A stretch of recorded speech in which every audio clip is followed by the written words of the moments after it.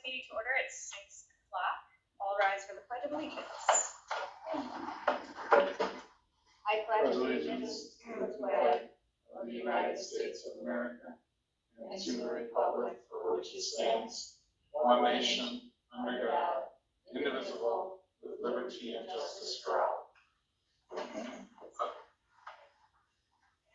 will the secretary please do a roll call? Director Capella. Here. Director Nash. Here. Director Dur. Here. Director Schoolblum. Here. Director Ricchio. Here. Director Castleton. Absent and excused. Director Johnson. Here. A quorum was present to conduct the business. Okay, would a member like to make a motion to approve the agenda? I'll make a motion to approve the agenda. Second. Motion made by Director Ricchio, seconded by Director Nash. All those in favor? Aye. Opposed? You guys have it, the motion carries. Would a member like to make a motion to approve the consent agenda? I'll make a motion to approve the consent agenda. Second. Motion made by Director Ricchio, seconded by Director Nash. All those in favor? Opposed? You guys have it, the motion carries. Student showcase? No. Board member comments and communication. Okay. Yep.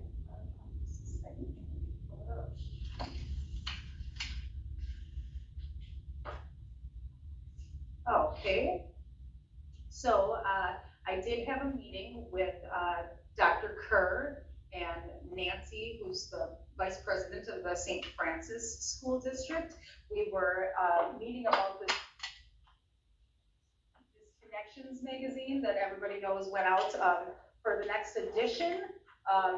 So the upcoming edition of the Connections magazine is going to be a special commemorative issue celebrating two significant milestones in our neighboring communities, both the 120 years of the city of Cudahy and 50 years for the city of St. Francis.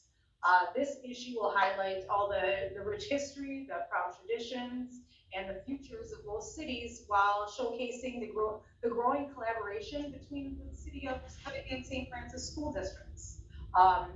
Through our partnerships and a commitment to serving students and families and residents, our districts have demonstrated how neighboring communities can work together while honoring the unique qualities that make each of our cities special. We are inviting local businesses, alumni associations, community organizations, and municipal leaders to be a part of this historic publication. With the support through advertising and sponsorship, it's going to help us create a keepsake edition that celebrates our past, recognizes our present partnerships, and inspires our future partnerships. In addition to supporting the community celebration, advertisers will have the opportunity to reach every household in both Cudahy and St. Francis with, through approximately 13,000 direct mailings. This unique distribution ensures broad visibility and engagement throughout both communities. Together we can showcase the strength of our communities, the value of collaboration, and the pride we all share in calling both Cudahy and St. Francis our homes. So we are hoping to, Nancy and I will be going door to door to some of our local businesses and municipalities and giving out information. I'm pretty sure some of us, I'm going to give you each one of these. I know that you all have seen the magazines, and I'm going to save the last couple ones I have because I'm hoping that tomorrow at the Common Council meeting, I'll be able to hand them out to all of the representatives there. I know some of them are involved in local businesses, and we are trying to get the city to put an ad in there, and if the city puts an ad in there for $1,000, we're going to donate 6 pages of the magazine so that they can connect and put whatever they want into, and I mean, that's a huge amount of households. Every household will get that. So I know that Rhonda's on the library board. We'll try to hit them up, and I talked to Jim already about the Historical Society. So we're really hoping to make this, Cudahy was supposed to be on the cover this time because we trade off covers, and St. Francis had it last time, but this time we're gonna put both of us on the cover because it's a commemorative issue, and then in January, Cudahy will take for the next one. So all of this, I know I was getting Cudahy St. Francis Little League up, so you all have many ties in the community is what I'm saying, so feel free to share this information, and if you need more of these, just let me know, and I will get them to you. St. Francis is taking over the fiscal part of this, and then they also have a communications person that will even make the ad up at no charge to anybody that wants to advertise in it. So it should be a really great, it's kind of Dr. Kerr's like last hurrah. This is kind of her little passion project. She's gonna stay involved in it even through her retirement. So that should be really great. So I will pass these, I will give you one of these before we leave, so everybody has one. And then you will see me around at all of your local businesses. Great. Thank you. Anyone else? Andrew? Oops. Big one, thank you. There we go. Okay, I just want to report on the SWSA meeting that I attended on June 9th. We had continuing discussions, I think I reported on that last month about how we needed to have a consistent messaging about the funding issues facing our school districts. And we spent a lot of time talking about what does fully funding public schools mean? And even though it sounds like a self-evident statement, it is not. And we talked about inflationary increases, we talked about mandates that are not funded. We talked about special increases using a sum sufficient rather than a sum certain, because right now everything is sum certain, and I'm not sure, maybe getting over the head, but some certain means it's a fixed dollar amount that they give for special ed. And then depending on the total cost of the special ed programs from all the districts, you get a share of that. And so that becomes a prorated amount of the total based on how many dollars are actually submitted for those plans. So some sufficient would be much better than some sort of, anyways. So we were talking about a lot of those things and how we can carry that message. And basically, I think the overarching thing that I circled was that we want to view schools as an investment, not a cost share. And that's something that if we can get that across, that we're really trying to do things that will be an investment in our futures, our community's futures, things like that. We also talked about predictable, sustainable funding mechanisms and the fact that the dollars that we get need to be spendable. As you know, some of the things that we the proposals that have gone out have centered on ways that basically reduce property taxes for taxpayers, but doesn't really help us raise our overall revenue limits. So those are things that we're talking about. We're also talking about CPI kind of inflationary increases and no more unfunded mandates. That would be a good thing to try to focus on. So it was an excellent discussion. We said it was kind of a hybrid model. We are moving towards having 2 in-person meetings, and then the rest would be virtual meetings. So that was something that the group decided to do going forward. And the last thing we just talked about was some of the topics, the takeaways that we wanted to make sure that people had, and the politics surrounding the 400-year veto from the governor, politics around the budget surplus and how that's basically not going anywhere. I know we talked about that there's not any likelihood of that deal that almost happened that'll happen this go around. We talked about special ed reimbursements and a bunch of other things. I don't want to go on, but it was very productive meeting. So I'm very glad we were able to do that.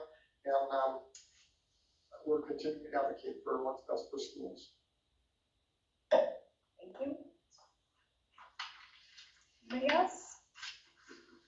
All right, so our committee meeting has been rescheduled for the rec department meeting for July 7th. I was gonna say the 8th, July 7th at 5, and that was supposed to happen in June, so that is now rescheduled to July.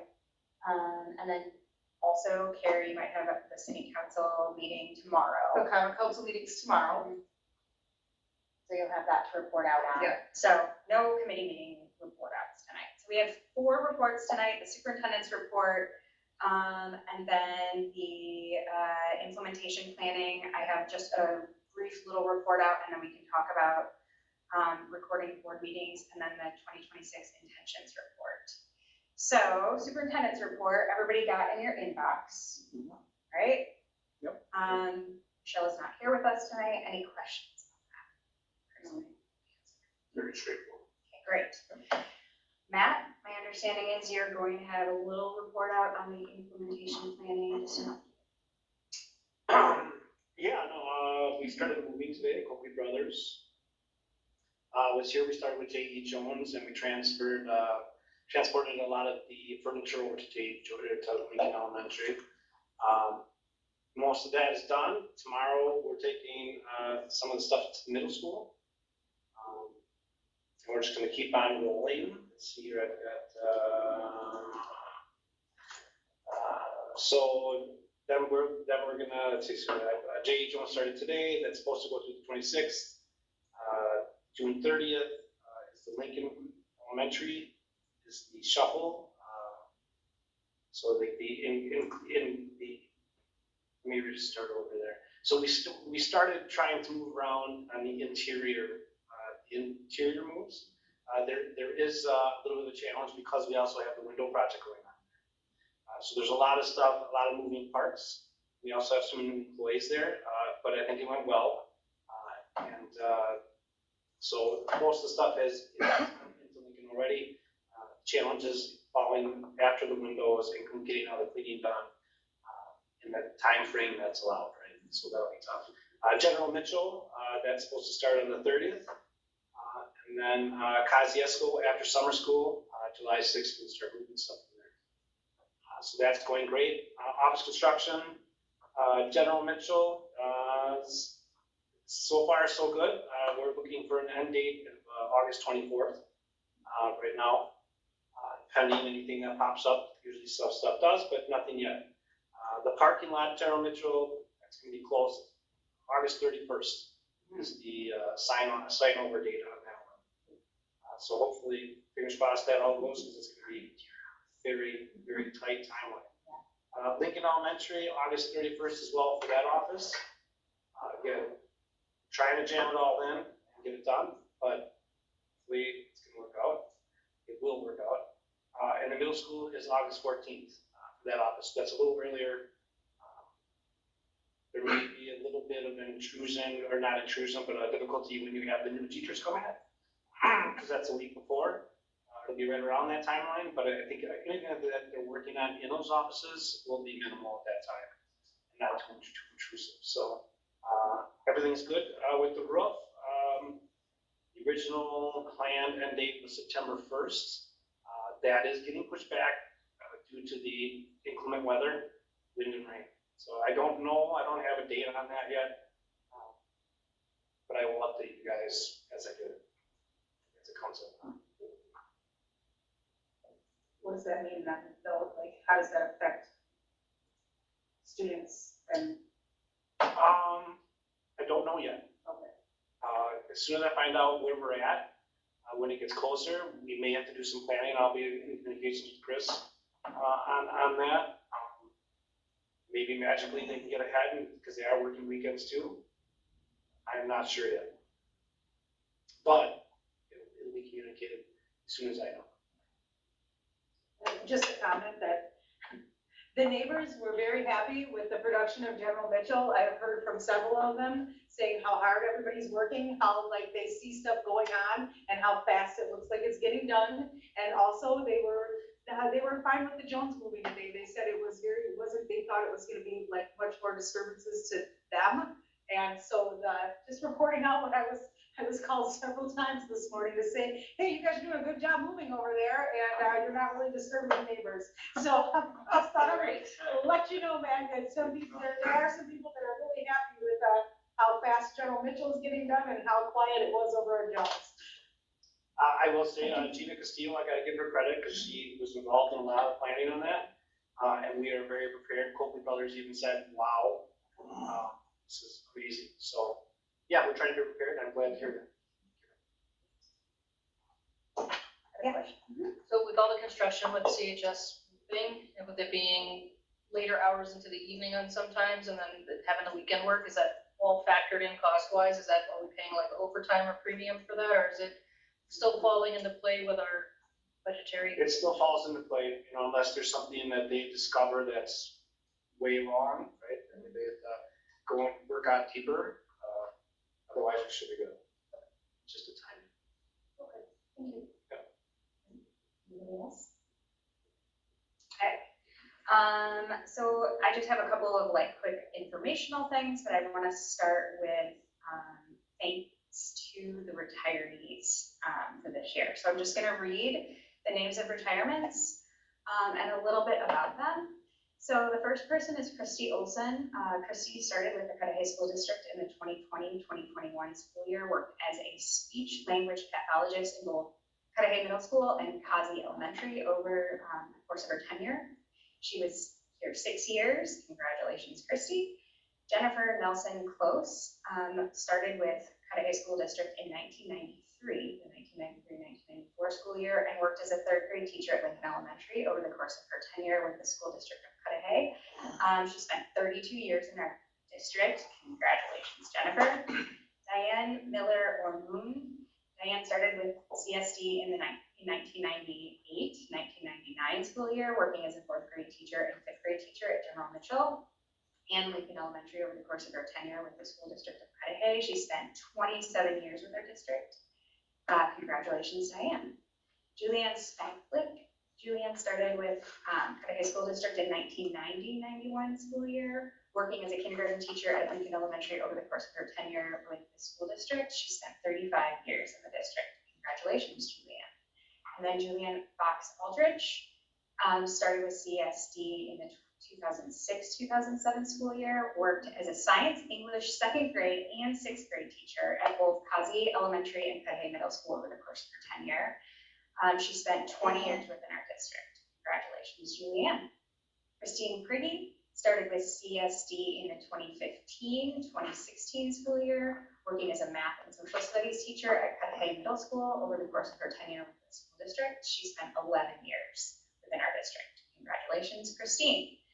Migna Deval started with CSD in the 2000-2001 school year, working as a special education paraprofessional at Cudahy High School, Middle School, J.D. Jones Elementary, and Lincoln Elementary over the course of her tenure with the school district. She spent 26 years with our district.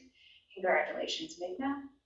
And then James Ferguson started with CSD in April of 2019, working as a custodian at Lincoln Elementary School, J.D. Jones, and through the whole district over the course of his tenure. He spent 7 years within our district. Congratulations, James. So just a heartfelt thank you from the Board of Education for your many years of service. Your commitment to the Cudahy students and families and your expertise will surely be missed. Best wishes as you move into the next phase of life. We wish you lots of happiness in retirement. Next, I just wanted to announce to everybody that we have 7 individuals who are going to be a part of 3 different committees. And I'm going to be sending out emails, and I will CC the board on those emails. Obviously, don't respond, but I want you to see those emails going out to our community members. LA is also making sure that the background checks go through for the couple of people that aren't already volunteers in the district. A lot of them already are. So those 7 individuals that signed up will be notified tomorrow. I'll send out those emails. And then they'll start joining us in our community structure, which will be great. And then the last thing, so we got that legal briefing on recording board meetings. And the idea is we certainly can talk about it next, we're going to talk about it next month as well, but we can talk about it this month. So it does say confidential on it. We have permission to talk about it in open session, and I think that's really important. If we have questions, we also have a policy meeting next month, early July, with our Neola rep, and they might be able to answer some questions that we have about policy around recording. And obviously we don't want to rush into just recording meetings without really thinking about all of the possibilities and really if it's in everyone's best interest, in the district's best interest, in the community's best interest. So obviously, I don't know if everybody's had a chance to deep dive into that legal doc. It's long. But now is the time to kind of like talk about it. We can talk about it next month. I think we might be ready to vote on it next month, but we certainly don't have to. We could vote on it in August. So this is up to us. The pacing of this is up to us. So I just wanted to open it for discussion. Yeah, I mean, I definitely reviewed, and personally here, I reviewed that memo just from a technical perspective, I mean, there are a few things like, I believe we do have to, make sure that we've got subtitles that are accurate from an ADA perspective. We've got to make sure that we're retaining those recordings for, records retention for the district.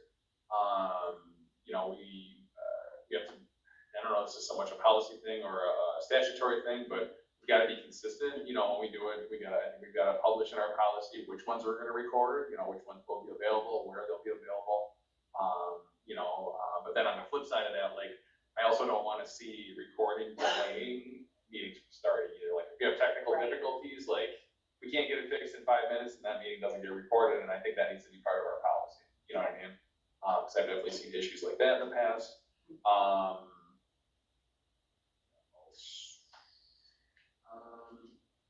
And if we were just recording them for meeting minutes, then we only have to keep them for 90 days versus potentially 7 years or forever, if they are. And then we also have to produce them, during open records requests too. So what I'm saying there is there's a whole, not a whole lot, but there's some administrative overhead that goes along with this as well, and an already strained administrative team, technical team and otherwise within the district. So I'm not saying don't do it, but those are just some of the things that we should consider, I think. So, what other thoughts everybody else has? If any. My main concern was the open records part. Yeah. Because administratively, we have so many requests that come through, and now we have to do the paper versions of everything, but now we also have to sift through recordings. I think we We gotta redact stuff. We need to know exactly what we're getting into with that. I'm not opposed essentially to having the meeting recordings available and such. I just think we need to make sure we're really paying attention to a lot of the things Justin mentioned with, retention, redacting. Yeah, but if names end up in there, employee names, student names, we gotta redact that stuff before we send it out. And obviously this will only be open session stuff, we're not gonna record closed sessions, but. Right, we also should need to look into, even when the public's speaking, if they go off on a tangent about something directly about somebody of our staff or situations, that we need to be able to protect that as well. And that is one question I have on the list for our policy meeting, because that is, there's like the free speech element to that, but then also making sure that you're, redacting, especially if there are minors involved. So we just need to remember that for the policy piece. Obviously, in the very end, it says that if you make a policy, you want to make sure that you do say you're not going to delay or postpone meetings due to technical difficulties and all of that. Like, legal advice is really good around policy, but you see what else NULA has as boilerplate templates for a policy. I guess I'd like to, maybe reach out to another district that we know does it, just to see what issues they've had. Somebody's been doing it for a while, and I'm sure. Yeah. That one does. Okay. I was gonna say, like, isn't YouTube one of the ones that, many districts use? I think they've got retention. Right. I don't know how much you have to pay for that privilege, but storage isn't free, right? So, Sure, yeah. There could be a cost associated with that. And so then my question would be, would that not already be public? Like, once they're recorded, they're live and they are stored, open to the public? I don't know. That's what I'm assuming, it's a publicly available website, right? But I'm not sure legally. I think I'd want to talk to. No, I agree. I was just, that's what I wanted to direct. Like the school district is how that has to Right. happen. I didn't know because if it's live and it's being recorded, then it would automatically, that you can't redact anything. Right. So then that would take away that aspect. So if we could. I also wonder, kind of as a part of this conversation then, how many districts live stream and record? Because I'm not sure, do you know if South Milwaukee does? I'm not sure that there are very many districts that do both. I know a lot of districts that used to live stream have stopped merely like as it post-COVID. Right. So I wonder if that is like, I just wonder how many are actually doing both of those Right. things. I was curious, I was gonna say too, I mean, I think that probably comes down to our policy too, like, we're not required to live stream anything or record, you know, but I mean, I think we should just be clear in the policy, like, whatever our stance is on it. Both of them, go ahead, Karen. I mean, I honestly don't, I think there's pros and cons to all of it. I think this is something we've been looking at for years now.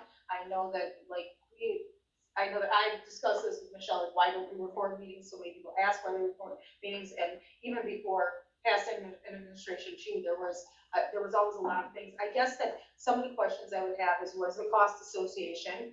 Because, I mean, looking at Tom here, because if you have to keep all of that, I mean, that's gonna take room every time that you're, I'm assuming I'm not the type of person, you are. So, I mean, I'm looking at you guys, what does that do for our servers to have to keep all of those things on there? Also, I think that as a board, we are going to have to be very diligent then. I know this is something Rhonda and Katie both were talking about at the WASB introduction this year, because people have opinions, and when they get up and they go on their tangents, a lot of times, and you're fine, you're welcome to your opinion, free speech, all for it, yay. However, sometimes there's a lot of misinformation that's given during that, and then we are going to have to be very diligent that we're correcting factual misinformation, because then when people are, you're gonna run into a Cudahy Wikipedia, that's Cudahy Town Hall, for all of you that don't know, where your misinformation is going to keep getting spread out through the community if we're not correcting, and we are allowed to correct unfactual information, but if you're just looking at that, you know, you wanna make sure then that you're gonna have to be on top of that, someone has to be on top of that, that we're correcting this information giving, because if I'm just looking back at a recording and I'm seeing something being said, might not actually be factual information, and opinions are different than factual information, but those are just some concerns. I'm not against recording, because sometimes the opposite happens, people think one thing and they hear the information and now they're getting solid information because it's being recorded, but again, I think that, you know, I'm interested in, like, as far as the monetary part of it, in a crumbling school district, what is it gonna cost us to also keep all of this stuff? Yeah. So that's, So I don't think it would become that a server here. Okay. I'll let Tom comment on that. Right. To kind I of keep mean, it in the I cloud don't somewhere, know right? all that, like, but years I'm sorry, past, putting you on the spot by years saying. past, that was the information that was given to us at Right. the time, that we had to have these servers and stuff, again, like, so. If you could For the technical part of it, the hardware, I'm a little concerned on MLI, especially. I'm not at all an AV expert. Right. As well as the reacting. I think YouTube Live probably be the way to go to stream and record, but whether it posts the recording right away, I'm not sure either. It's something that to look into. Yeah, I'm not sure either. So redacting and ADA accessible, I'm not sure on that point. Right. Some homework. And the retention, to your point.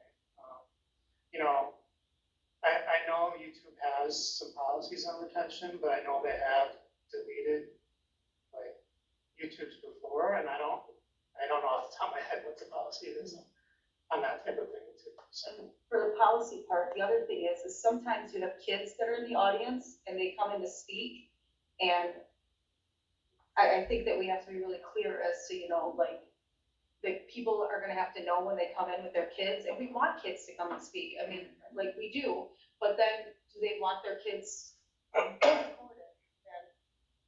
And like, so, I think that there would have to be something in there, like consent of minor or something, I think that would need to be examined as well.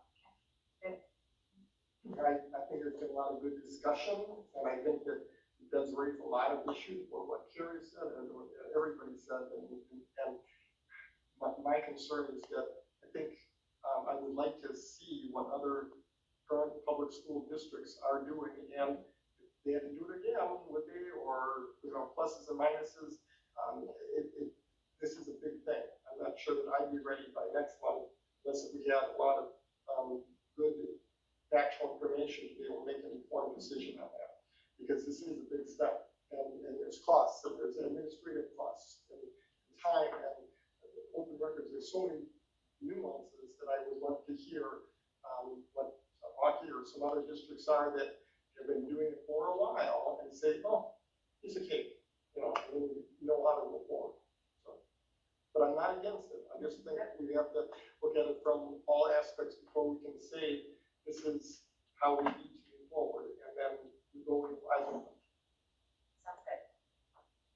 Any other comments? So I will reach out to the South Milwaukee board, and then try to get some follow-up information. And obviously, we have a list of things that we'll talk to policy. Check with your green. Field. They do not record They don't meetings in record. Greenfield, they do not.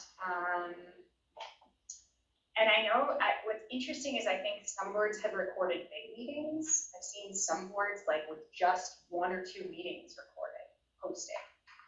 Versus every meeting, which I find alarming. I think we would need to be really consistent, like you said, like every regular board meeting is what we are recording, not committee meetings and not closed sessions or whatever. Yeah, I think whatever the policy is, we just need to follow it. Right. You know, I think we can set the policy, but I how think you say, that's just, odd. what Right. constitutes a right, big meeting, right. right? Yeah, You know? it's- Well, meetings on referendums, or Yeah. so I think, Yeah. maybe there are special meetings, but I think that would be. No, we That's just wanna the be information consistent. that they're trying to get out, like for a referendum, and maybe that Perhaps. would be it, but that, it seems odd to me that you go all in or not all in. Yeah. Okay, so we'll follow it up, and I appreciate that, Jim, that it maybe feels like we are not gonna be ready. We can see what we can come up with for July discussion, to just continue the conversation and then decide from there. Sound good, everybody? Okay, now the class of 2026 intentions report. Thank you. Couple things before I get started. You all got the data ahead of time. I want to thank the counselors at CHS for putting this together.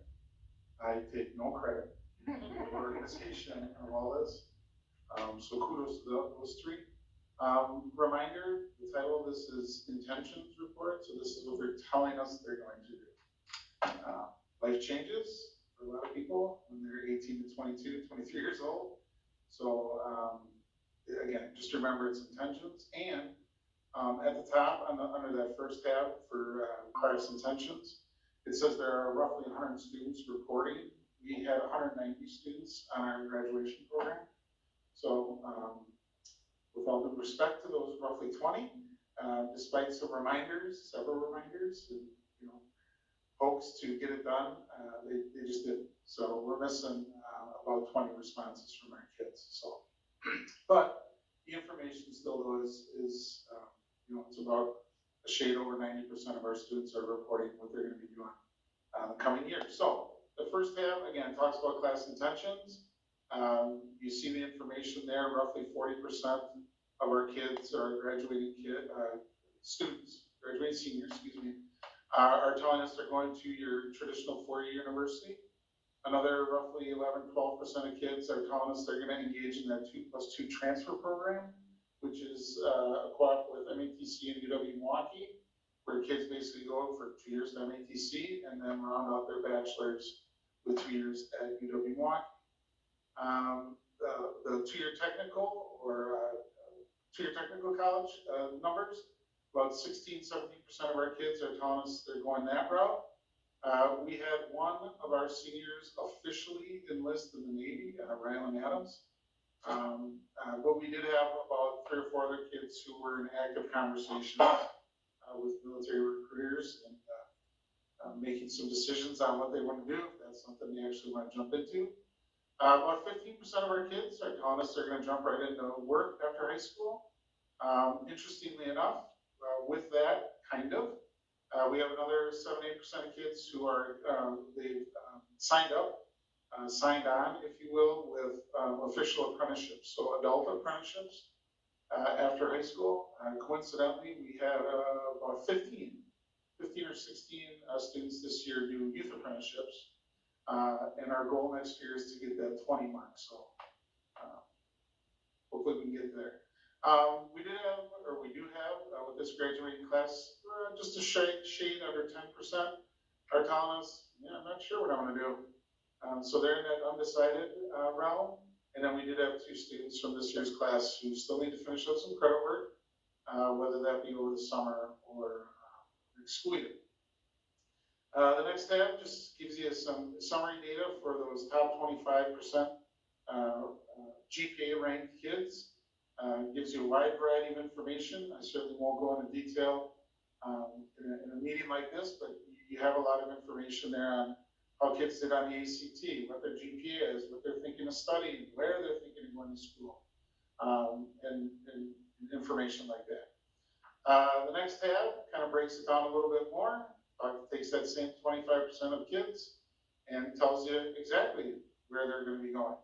So quite a few of our kids, 85% of our top 25% kids are going to be going to UW system schools. About 12% are going to be going to our Wisconsin private colleges. And then rounding out the rest of the percentages with some, a variety of options, in the 2+2 program, full-time employment, things like that. Ryland is listed there as a military enlistee. We're very proud of Ryland's commitment to the U.S. Navy. I know his dad is too, being a former Navy enlistee as well. There's some information there, kind of some anecdotal comments from some of the kids who have told us they're not sure what they're going to be doing after graduation. So you get some real life comments there on what they're thinking at this time. So the entrance report, this report, several years after we started doing this intentions report, we added this tab of the entrance report. I just think it's a really interesting glimpse as to, at the end of 12 years of, well, actually 14, if you go to 4K, 14 years of educational opportunities in the school district, when did our graduates come in? It's always very, very interesting to me to see this at the end of every school year. So just some real quick highlights. 45 of those roughly 190 kids started in 4K. They've been here all the way through. And then as you go through, we kind of chunk it. We go up to grade 5, and then we go 6 through 12. It gives you just a glimpse of when did they come in. And I think it's interesting to see that a decent number of kids joined that class in 8th and 9th grade. 32 kids of the 190 came into the district at that time. It's the first time they were ever in the school district. So it's a very, again, interesting look at the kids that graduate. Some people look at things like test data over time, and kids who've been in our system the whole time, how do they do? But again, just a variety of different numbers there that you can look at, and it gives you a glimpse on when did they start with us here in the school district. We did have one student who applied for early graduation according to our timeline, which is October 1st. If the seniors want to graduate at the end of first semester, and she did a great job. She was actually one of our youth apprentices. So even though she was quote unquote done with high school at the end of January, she was still heavily involved with things here at school. She certainly was involved with her youth apprenticeship, and she's got a bright future ahead of her. She's got a good plan. The last thing that's listed here is the reduced credit graduation agreement. If you don't know, the state of Wisconsin DPI allows students to graduate from public high schools with 15.5 credits. So we do have that opportunity.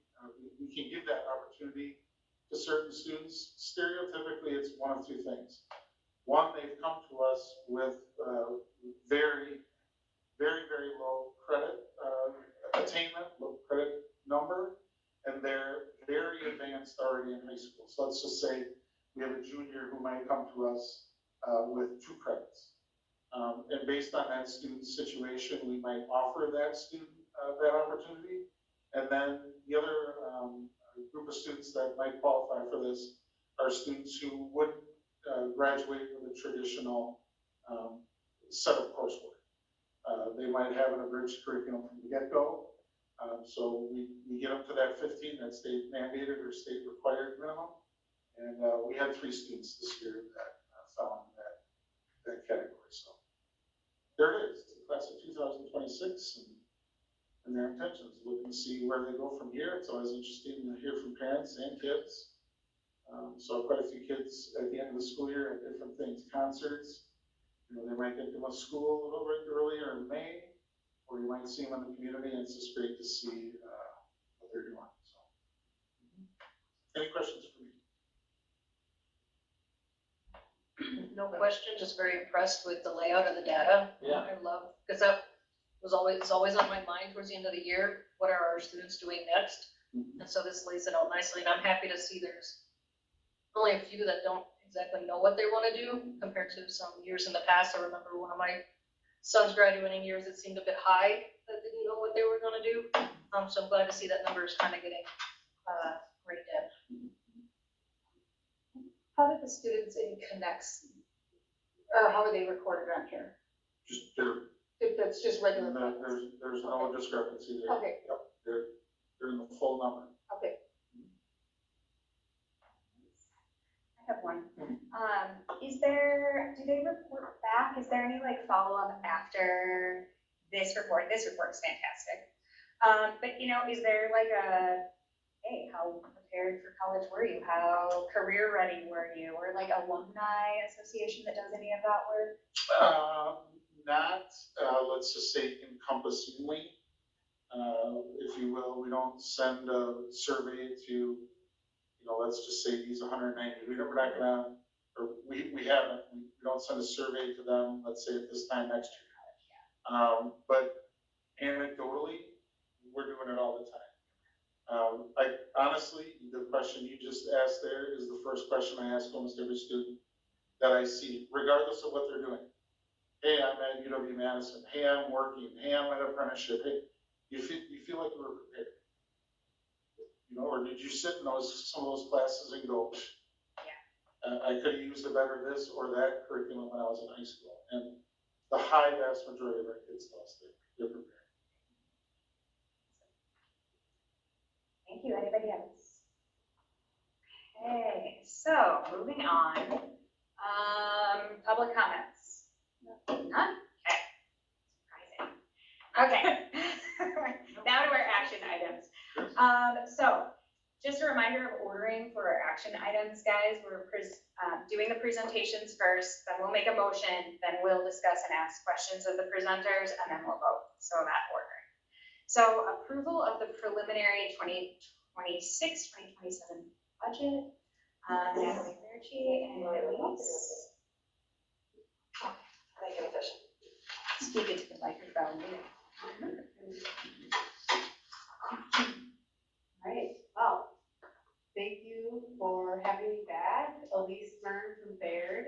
I was here in April and got to speak with the finance committee in April as well. And then Natalie and I are tag teaming tonight's presentation. So the goal for tonight is really just preliminary exercise really in board fiscal oversight. There's nothing in state statutes that outlines that school boards or school districts need to have a preliminary budget approved by June 30th. It is best practice. So it's good to kind of know and understand what tonight's presentation and really what the preliminary budget is and what it is not. So it really gives the board a roadmap for the coming months to continue to operate until you have your annual meeting, which is the more formal, community-approved process where you'll really be acting under another preliminary budget until October. Because so many of our numbers that we need for the final budget don't come until then. So I know you all know that. I see a lot of nodding heads. It's just important to re-emphasize that we are operating on assumptions.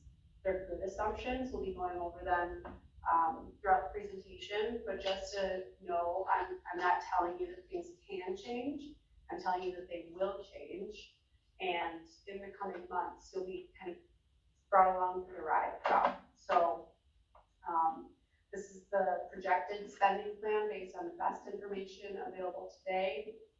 You've got a little breadcrumb trail and precursor in April, so it'll be a lot of repeat and then all the new information that we have available to us tonight. So the goal is really to be transparent, cautious, and student focused in these coming months until that final budget is ready to roll in October. So with that, tonight together, Natalie will start with talking over the revenue limit and school finance pieces that drive the majority of our funding. And then I'll take over the preliminary budget numbers in more detail. And then just go over the timeline as we're looking ahead, really the next 6 months. So, thank you. So to get to where we're going, it's important to review how we got to where we currently are.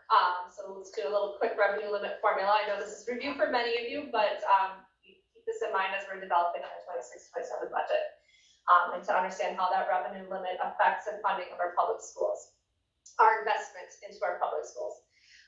So factors that contribute to our district's revenue limit are the resident membership, so our FT. This is the calculation that determines that FT. So for our fiscal 25-26 budget, that 3-year average was 2,143. Another factor that we look at is the per pupil aid, which is set by the Wisconsin biennial budget. So we are currently in year 2 biennial budget, so we have some concrete numbers for that. So our maximum revenue per member FTE for fiscal year 25-26 was $11,714. We will receive $325 more per pupil unless something changes drastically in the next couple of months here. Cudahy does receive some one-time exemptions, and we did for fiscal 25-26 that totaled about $7.4 million. So large drivers that we see in that one-time exemption are open enrollments, our Fund 80 expenditures, and I'm missing something, and declining enrollment exemptions. Okay. So we did not for 25-26 have any ongoing exemptions in that calculation, so that's 0. So our total revenue limit authority for Cudahy is what we're allowed to levy for. So in fiscal 25-26, that total amount was about $32.5 million. The exact number is on the slide though. Keep going. So once the revenue limit is authority is calculated, we reduce that by our equalization aid factors that include the property value per member and our shared cost per member. So this is the new amount, the revenue limit tax levy for Cudahy, and that gives us about $13.5 million. So if we look at the bottom graphic, the bar and cross, you can see how it's composed. We have our state aid versus our revenue limit authority. So as you can see, almost 42% of the revenue limit is contributed largely by our local sources, and those local sources are our student enrollment. Okay. The remaining about 58% is contributed through our general state aid, with the most significant contribution coming from equalization aid. So it's just interesting to see how we're funded state versus local. Thank you.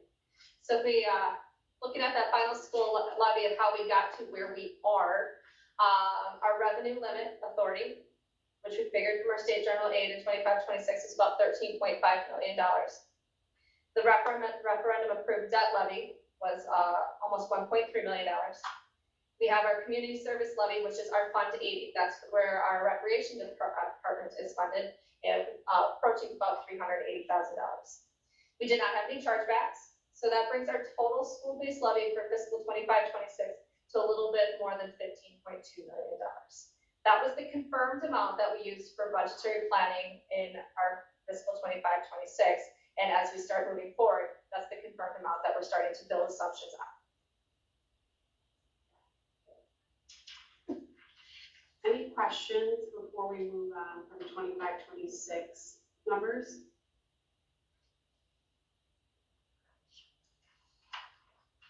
So the reason that we talk so much and focus so heavily on the revenue limit and the levy is because, on the one hand, the revenue limit funds the majority of our operations. So we care about this formula because it's our largest source of operating revenue. On the other hand, this also directly correlates to taxes, which local constituents care about, because the school district line item is typically the largest on the tax bill. So knowing what that largest line item on the tax bill is going towards funding is the job. So this revenue limit breakdown that you see here is our estimate right now for 26, 27. You can see the majority of our operating budget, 82%, comes from that revenue limit formula. Okay, so Natalie's explainer of the FTE times the per pupil dollar amount, that is that 82%. So declining enrollments, inadequate state funding, et cetera, are going to exacerbate that revenue issue. Per pupil categorical aid is also a biennial budget feature. It hasn't been touched in the last 5-6 years, so it's an important part.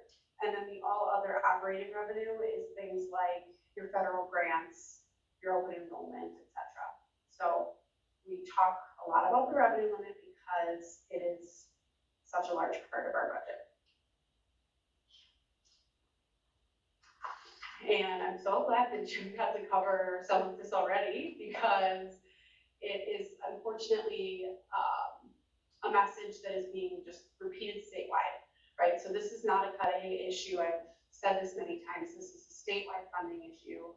And the visual on the slide represents what would have been provided had revenue limits kept pace with inflation, dark blue bars, compared to what has been provided. So it's really, this is a new visual than the one that I shared with you guys previously, because I think this does a better job of showing the gap, which ultimately leads to about 3,500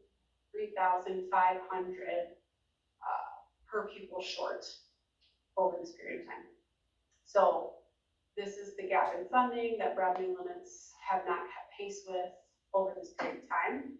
And then Tom has a little animation where it goes out and then the little pin comes in. Animations are fun because it helps us stay focused on, you know, what the message is. Let's just mention it. So the issue is not so much like whether or not districts can balance a budget in a given year. It's more so a structural problem. That is a structural gap that unless there are changes to the funding formula or districts pursue a referendum, we're really looking to reduce, usually in most districts across the state, reduce expenditures. So the job is to work within a system that's established, but we should just be clear that the pressures in this budget are part of a larger statewide issue. So, talking again about the assumptions that drive the forecast. Okay, so today is a snapshot in time, just like the weather, the forecast changes, right? And the closer we get to the date, okay, which will be final budget time, the forecast is clear, right? That's your day of outlook. We're now looking at 7 weeks. So 7 weeks in Wisconsin, another season, right? Like next week Monday. So I know that a lot of you have already heard this from me, but just to reiterate, in terms of how Baird supports Cudahy, we have our budget forecast model, which over 280 school districts statewide use. We reconcile the historical data against the DPI, and then alongside the district, we talk through assumptions. So we say things like, what should we assume for utility increases? What should we assume for business insurances? And those assumptions are what guides the forecast with a handful of adjustments that we know of that we can account for. So these are our best estimates at this point in time. You will be updated and brought up to speed as the assumptions change. As tonight from April, you'll get the same kind of coming along the way. And the revenues, as we said, mostly revenue limit, expenditures, mostly staff and special education.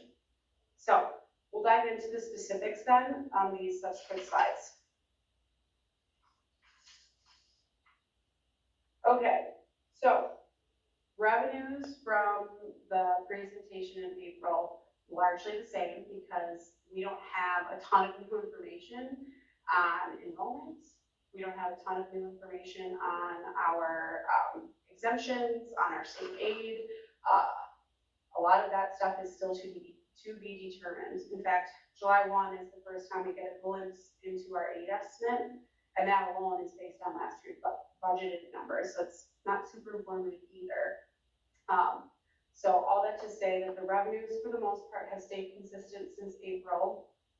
What has changed is the special education categorical aid reimbursement.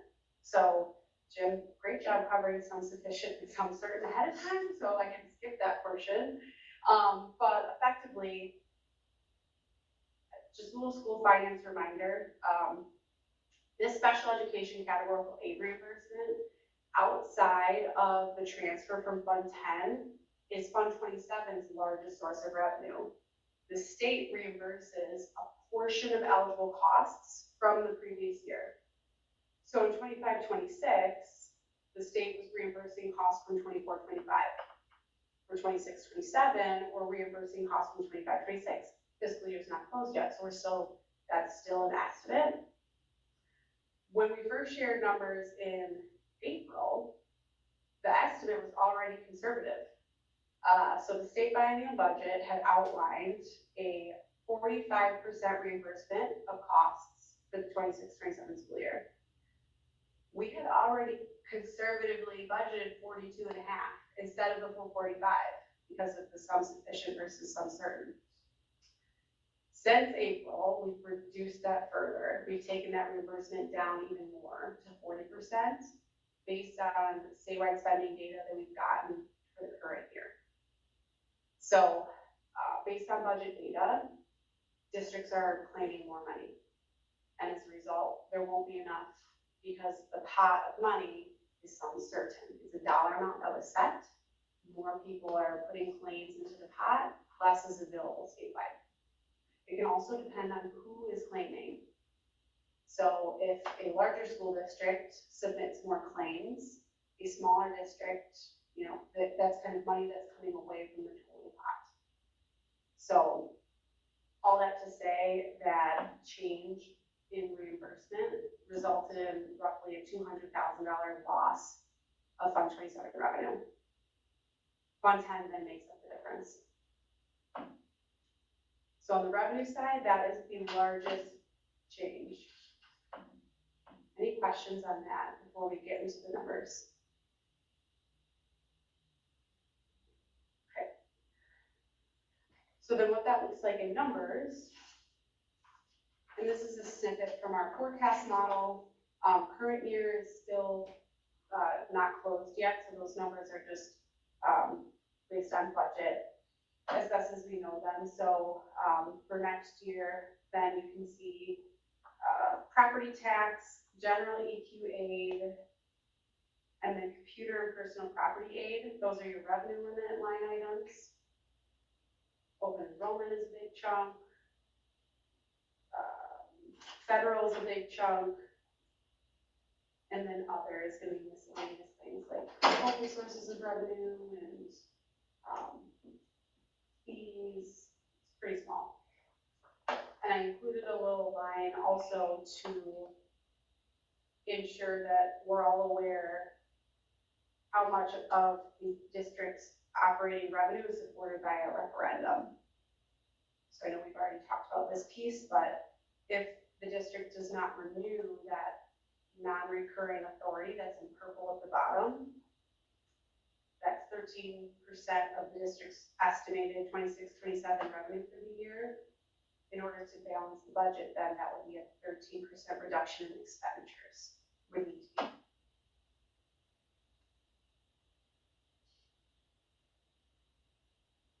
Any questions on the revenue side? Okay, then flipping over to expenditures, similar, above the purple bar is all the same from April, so the 4% wage increases, those were confirmed. So that was a big discussion. In order to remain competitive, Cudahy offered 4% raises, which is above the 2.63%, which was the collective bargaining agreed upon rate for the 26-27 school year. So that was done in order to commit to staff. attract and retain, et cetera. Doing so, that is the majority of operational expenses. So 4% increase to staff is a commitment to staff, and it's also a commitment to raising our operating expenses significantly. So the currently in the forecast, 6% increase for medical insurance and a 4% increase for dental. So that's as of right now. What we changed from April, utilities were right-sized to reflect current year spending. And then on top of the right sizing, we added a 5% increase for utilities. 10% increase on short-term interest, that's up from 5%. We needed to adjust and right-size transportation costs as a result of current year spending patterns.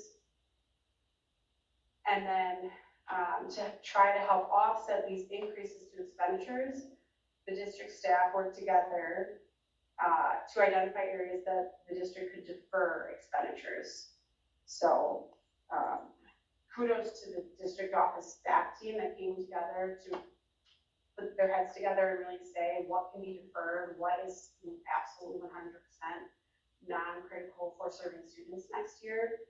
And in doing that, there were some IT items that were able to be deferred, but important to know that they will need to come back online in the expenditure schedule, because school districts who stay on top of maintaining their buildings and grounds, maintaining their IT instead of responding and reacting, those are the districts that have consistent budgets and plan from one year to the next. So just wanted to note that though some things were deferred, they need to come back. So these changes and the sped reimbursement then resulted in a net increase to expenses by roughly $330,000 since the preliminary budget numbers you saw in April. Okay, and the next slide is by the numbers. So again, the current year is very preliminary. The books are not closed yet. It's, we've updated some numbers as a result of best guess. That's pretty darn close to balanced. So it's within 1%, which in school finance is pretty good. For 26-27 though, you'll notice that the largest line item is the total salary and benefits line item. Open enrollment is a big chunk. You'll see that going up, not only because the per pupil dollar amounts for open enrollment increased, but then also, as I mentioned, we assume kind of cohort survival for open enrollment, which means, if you have a class of 12 open enroll out seniors that are graduating, those have been removed. But say you have 20 open enroll out first graders, they're going to carry through the formula. So that's just slightly higher. And then we talked through some of these other pieces, but all other expenditures, so those will be things like utilities, that's going to be transportation, that's going to be personal service contracts. So whenever you have to contract out for whether it's a teaching or instruction related position, so not an employee of the school district of Cudahy, that falls under personal service contracts. Software subscriptions, so things like Skyward and Infinite Campus and all the things that allow us to continue to operate in the technology world. Supplies, building maintenance, and then that capital lease and temporary, capital lease principal and temporary note interest. Those all fall under the other bucket. Questions on the expenses?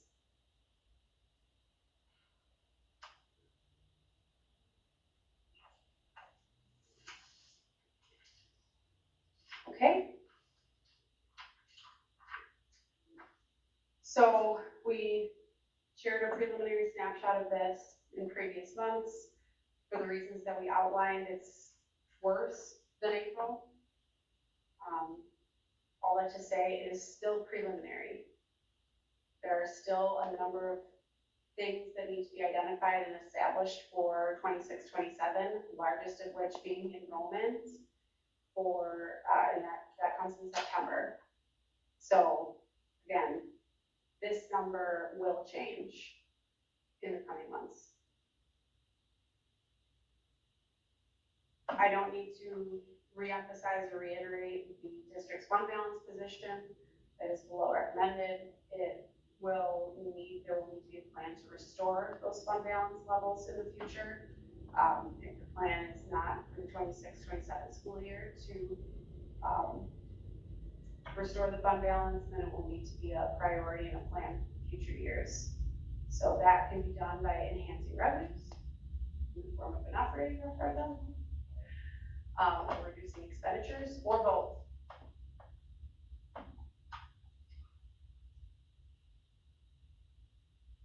Yes, question? Our referendum that passed in November 2024 was to encompass the being competitive with the salaries and benefits. How come voting to do the 4% pushed us so far over the edge?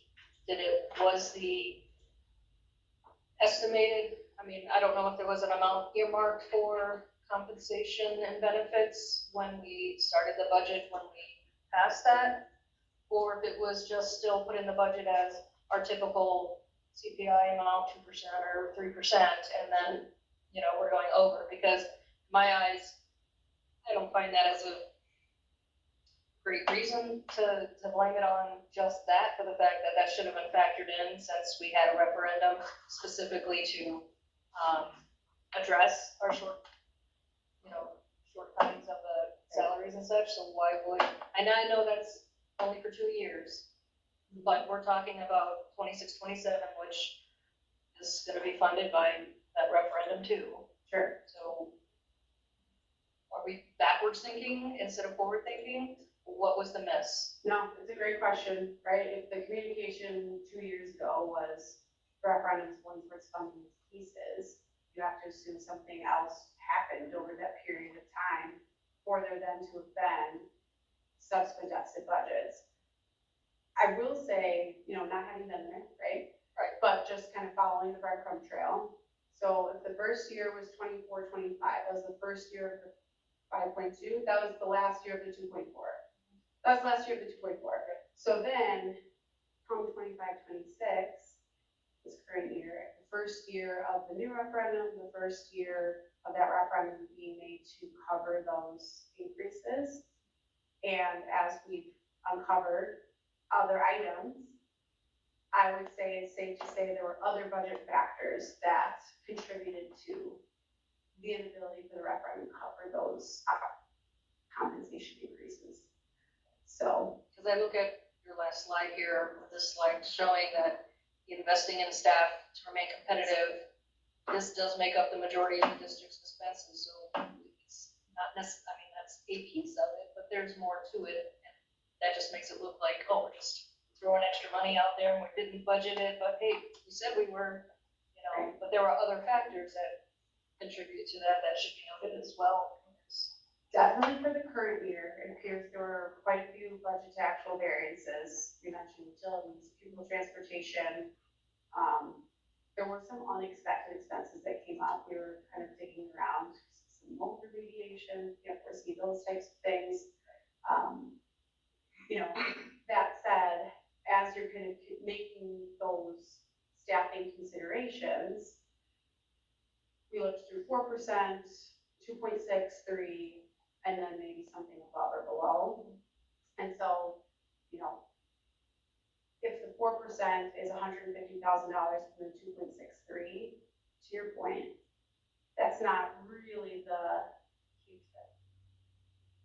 That's not what got us here today, to the the fund balance percentage. It would be, kind of years of deficit spending for the current fund balance situation, but, your specific statement about other parts of the budget is true. Another question regarding the transportation piece. Yeah. Does our budget have it split out between what's actual transportation, getting students to school versus field trips and the extra transportation we have to provide because we're required to by law based on students having to go elsewhere? Do we have our budget, I guess, sectioned out to see where maybe that variance of transportation is? Is it our day-to-day transportation costs for students, or is it those other pieces? Good question. So it all falls under the same object technically in Skyward, which is the most board friendly because it says, people transportation. Within there are the separate function level detail that we can gather. So Fund 27 does carry a portion of that people transportation, and that has been accounted for in Fund 27. So it's split between the funds. But then in terms of, field trips versus general transportation spending, I believe Cudahy uses project codes. So we can subclassify further, but it all rolls up under the 341, and field trips falls under. And we've been doing some transportation investigation as to how that's being allocated and how that's being coded. So, there was some change, yes. From the plan.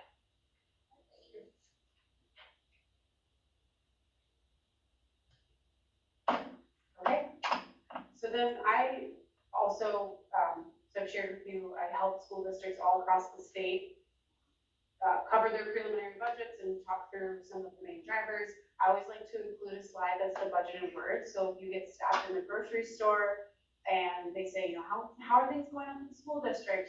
That if anyone's really paying attention, which I would slide. The budget's going to be reduced any day now, right? So these are some kind of talking points when we talk about the budget in words as opposed to in numbers. So Cudahy investing in staff to remain competitive. This makes up the majority of the district's expenses, primary driver of the deficit, in addition to other budget to actual variances. The district continues to battle against inflationary increases to expenses with insufficient increases to revenue. So while the district is beholden to more global socioeconomic impacts that drive and inflate our expenses, revenues are not the same. So the district will absorb those costs, the costs at the gas pump that people have been seeing, the costs of home prices and mortgages, etc. The district similarly absorbs those on the expense side. They do not get those increases on the revenue side. Any non-critical expenditures are being deferred or removed from 26, 27. Those will need to get added back. And then, though not accounted for right now, and so I said preliminary for a few reasons, there are some avenues that Cudahy can and will pursue to raise revenues outside of operating referendum. So for example, in 25-26, Cudahy did not submit for a high-cost special education reimbursement. Yeah, Hadley is already on it. Same for transportation aid. So these are things that are already in the works for 26, 27. I see Carrie shaking her head kind of like, how is that possible? So, Deb, just curious as to why that wouldn't be filed for. Is there a reason, or we don't know the reason? So the cutoff for the high cost special education submission is end February. And I think unfortunately, just based on some of the changes and transitions, that opportunity is missed. That is a firm budget or a firm deadline that the DPI would not move on. We did ask for an extension, we did not receive one. We're already on it though, and putting strategies in place for that. And then transportation aid is another state aid that the district is eligible for, hasn't received previously in the past, but as another avenue. For the current year, I believe we would have received in June.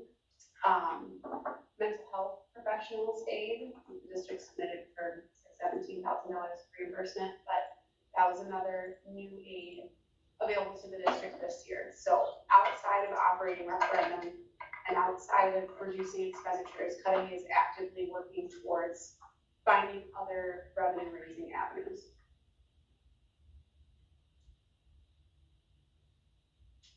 Finally, Jen. I just want to reiterate that what might come to some people's minds would be, well, why don't we just increase the rates for our student fees? And there's an issue with doing it because it basically reduces the amount of aid we end up getting because it's a deductible seat. So I know the board just approved the process for all the board fees that we charge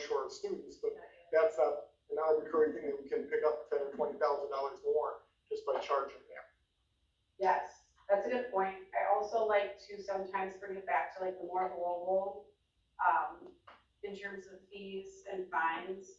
So student fees in the current year represent 77,000 of a $38 million budget. So it is an avenue. But you just kind of think about like the bigger picture, right? And what it means to staff, to students in your community. So that's a good point. And then this is the final year of the operating referendum, so Cudahy will need to decrease expenditures and or increase revenues in order to balance future budgets and increase fund balance.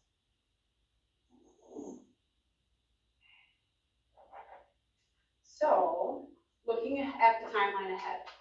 So we've outlined some, wrapping up 25, 26, heading into 26, 27, and then planning for 27, 28 timeline items to be aware of. So this month is like the Super Bowl in the business office. We are closing the fiscal year. We're getting ready for the audit. We are submitting all our final grant claims, really getting the books closed. We're also approving the preliminary budget to open up spending for the next fiscal year. In July, we received the July 1 EQA estimate. That's in 8 days. So you might get a local newspaper asking you how you feel about the EQA numbers being released. They're estimates based on budget.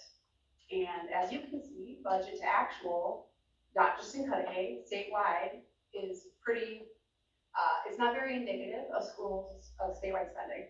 So I say take the July 1 aid estimate with a grain of salt.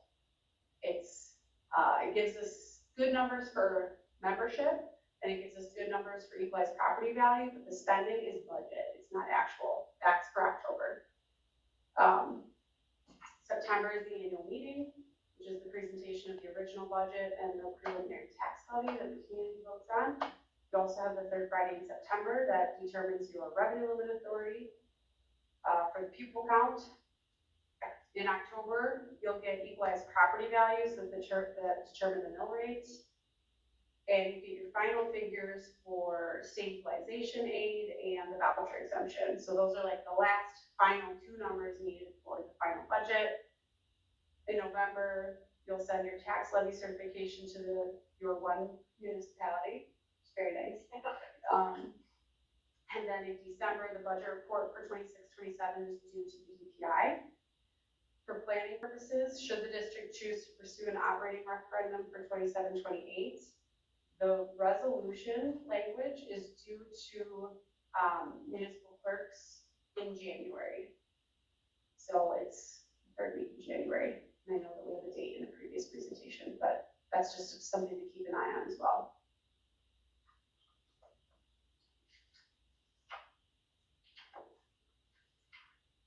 Any questions? Okay, well, why don't we start with, does a member care to make a motion to put it on the table to talk about further or ask further questions? I'll make a motion to approve the 2026, 2027 preliminary budget as presented. Second. Motion made by Director Johnson, seconded by Director Nash. The matter's up for discussion, so Mike, you get to speak first if you want to. Have any thoughts? Thank you, but maybe bring us good news with it. I know that. We usually get more information though, like honestly, every day we get a little bit more information and some of it has been good news. So our hope is we have some positive news to share with you in July. And thank you for straightening some. Really appreciate that. Well, work has to be done yet. Oh, yeah.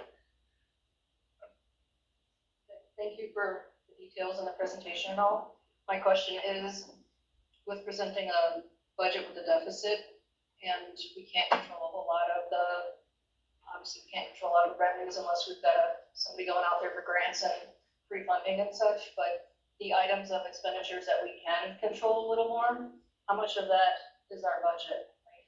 Whereabouts is that? Because in past years, I'll say in earlier years of my time on the board, we would get information in chunks from different departments or different schools to see the budget before we got the preliminary budget. And so here we've got a lot of transition and a lot of things going on, so I understand that why we didn't get it this time, and that's fine. but I guess my question is how much of the budget can,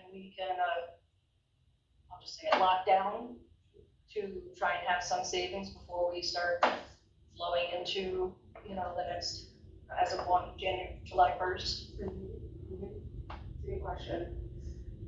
So some of those, as we mentioned, some of those smaller bucket items that don't represent the majority of the budget but still matter, and I know everyone that I've spoken to in the district that's, responsible for their department heads, they're already doing a version of this, but just to ask every PO, you just ask the question, is this critical to the current school year? Is this student facing? Is this, impactful for kids? And I know the board doesn't approve POs, but Natalie already has suggested some changes to procedures in terms of who's reviewing.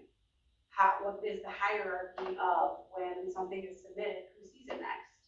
And then who sees it finally, what's the sign off process? So that's already starting to happen, to kind of speak to that directly. But then whenever large contracts come up for negotiation, things like those business insurances, those health insurance renewals, all of those things, are these rates the best we can possibly get and receive? Is there any other negotiating tactic or trick that we may have? Not to suggest that the district wasn't doing that before, but I just had this conversation with our insurance broker. They came back with a health insurance renewal rate of 26%. And we could have said, okay, this is in the school district placement. We could have said, okay. But we said, we can't afford this. We need to renegotiate. And would you believe that then the new rate was 17%? But the numbers were the same. Our usage was the same. Our claims were the same. And so you just, if we hadn't asked. So I know that versions of that have already been done, but just continuing to kind of follow up in those ways as well. And then this is going to sound like a silly response, but advocacy.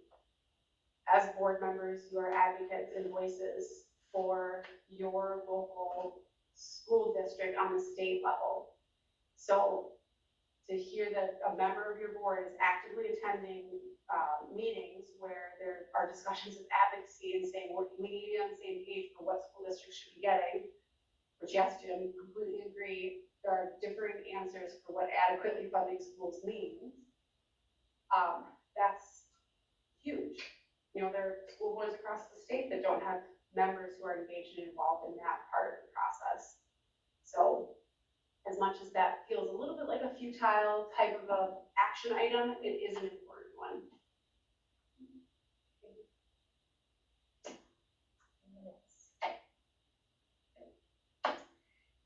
Thank you for being here and for presenting solid information for us, even if it isn't exactly uplifting, but we really do appreciate it. And Natalie, we really appreciate you taking it on with a new set of eyes. Okay, is there any further debate or discussion? I had just one follow-up question. So, do we have a date that maybe doesn't work for Director Scott for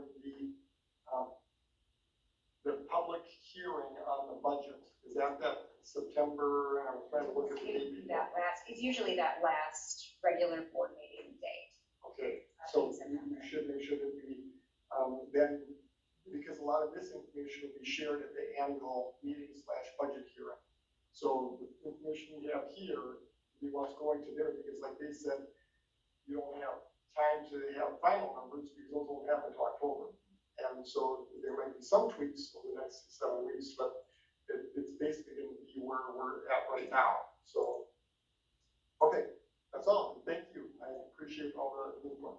I would think maybe getting some of this information out sooner than later would be, I know that, listen, I was writing, like slide 7 was a great slide. I mean, having some of that communication out to the public just before the annual meeting, especially when I think that we have a public that's really interested in budgets and what's going on in their city, would be even more helpful than having everybody come and be on the meeting, the annual meeting to share their views, maybe having a better understanding of some of that and putting that out there before that date would be, a little bit more helpful. So to follow up, I just pulled up the schedule, so the annual meeting is September 28th. Annual meeting September 28th on our schedule, 28th. The communication committee has a August 17th date, but we can also put this information in our board update for fall, so like a back to school fall publication for parents and families.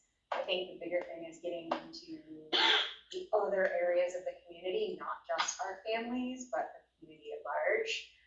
So perhaps that's something that communication committee can work on August 17th. I'll write that down. But we are going to have to consider how we put that go out. And maybe, what is the date that goes out? It's coming out quickly. It'll be, it's published in the middle of July, end of July. So everything has to be in by like July 8th. So, yeah, pretty quickly. But if some of this stuff is already written, then it's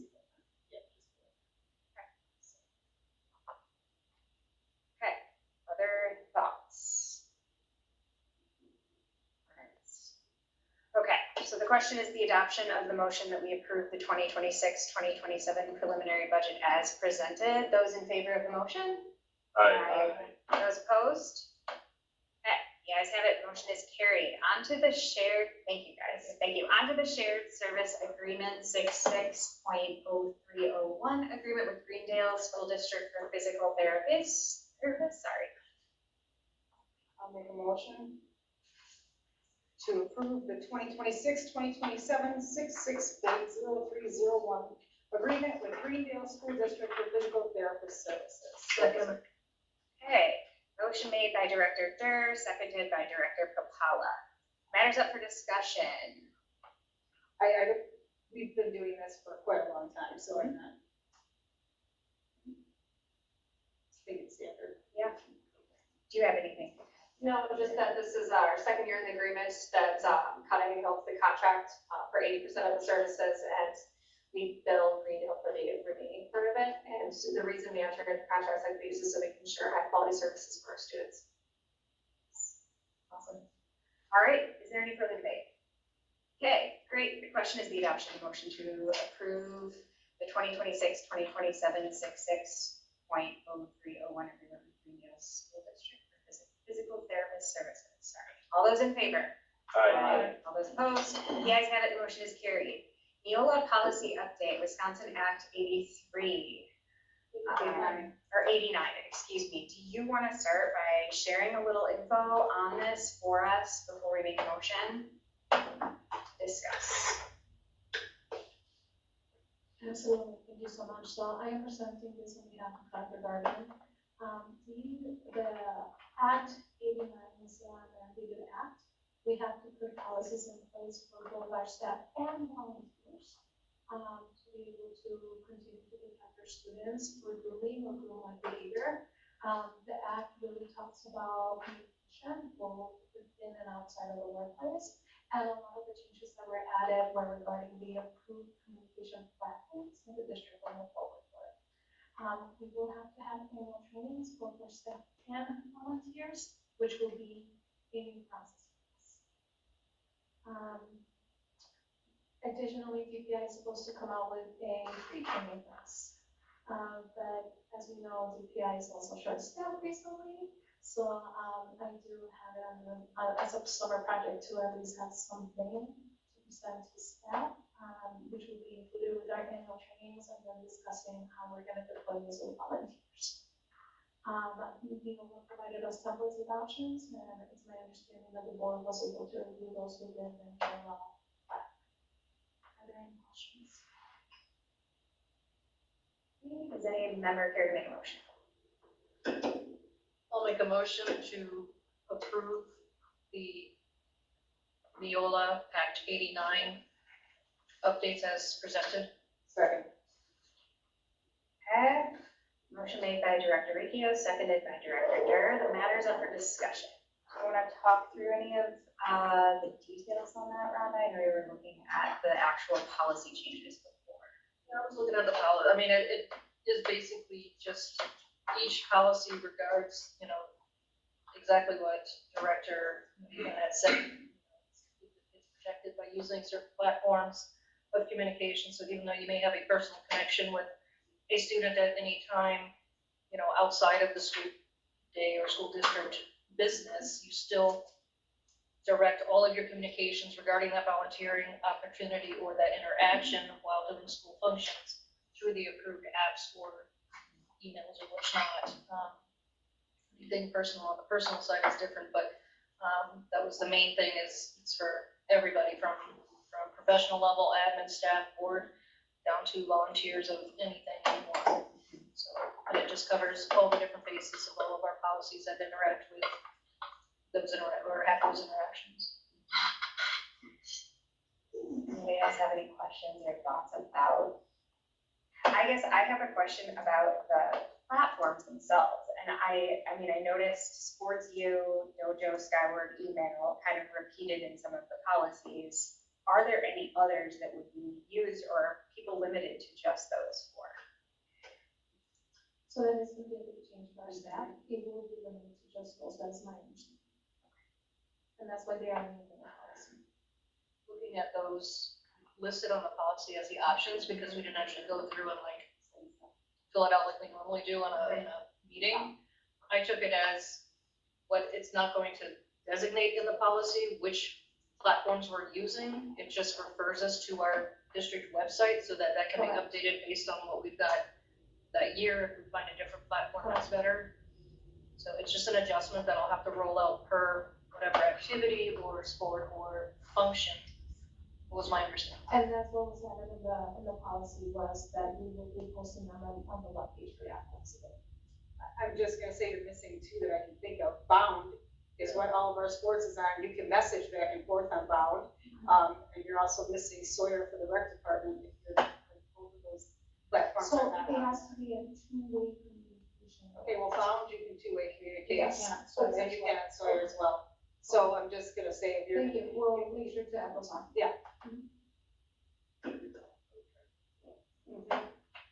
Great.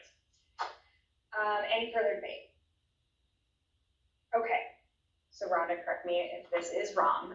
The question is the adoption of the motion that we approve the Neola policy update for Act 89 as presented. Okay, all those in favor? Aye. Okay, aye. Opposed? You guys have it. Fee schedule update.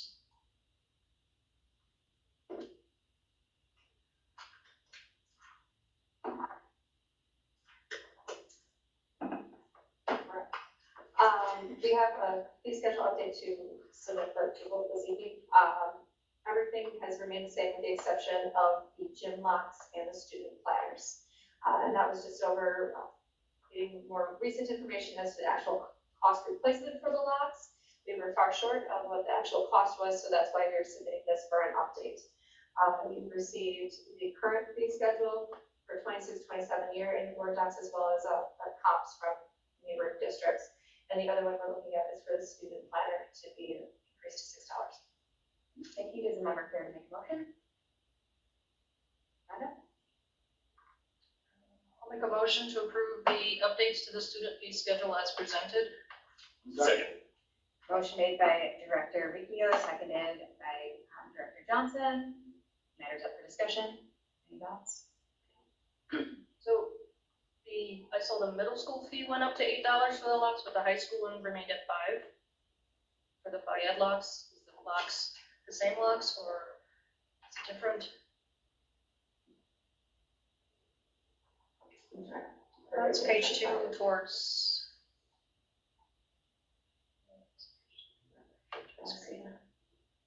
Page. Yeah, the high school one still shows at $5. It's about 7 lines up from the bottom. Yeah, I do see that, I do. I don't believe them to be different locks, but I don't have any information to support that. Okay, so would those go up to 8 or stay at 5? That would be the recommendation, to keep it consistent, that the lock is the purchase of the lock. So we will have to update that agreement and send that to you. Okay, then the next one was the CHS yearbook, hasn't been $60 in a couple of years. The minimum I've seen is 70. So we may want to adjust that, and I don't know that that's set by us, I think that's set by the publisher. Yeah. But that's been the going rate for the last 2 years, has been 70. So I would not be able to make a recommendation on that because I don't have concrete information from the vendor, but that's something you can certainly look at and we can bring it back to you guys.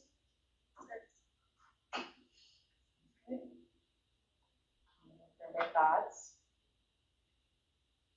Okay, so the question is the adoption of motion that we approve the updates to the student fee schedule as presented. All those in favor? Aye. Aye. Opposed? You guys have it, the motion is carried. Donations. Yeah. I'll make a motion to accept the donations to Cudahy High School by Kim Hernandez of Smithfield Foods in the amount of $2,000 donation to the powerlifting team. Second. With grateful appreciation, I'm sorry. Motion made by Director Johnson, seconded by Director Ricchio. All those in favor? Aye. Aye. You guys have it, the motion is carried. All I'll right. make a motion to adjourn. Second. Motion made by Director Durr, seconded by Director Johnson. All those in favor? Aye. Opposed? Guys have it. Thank you, everybody.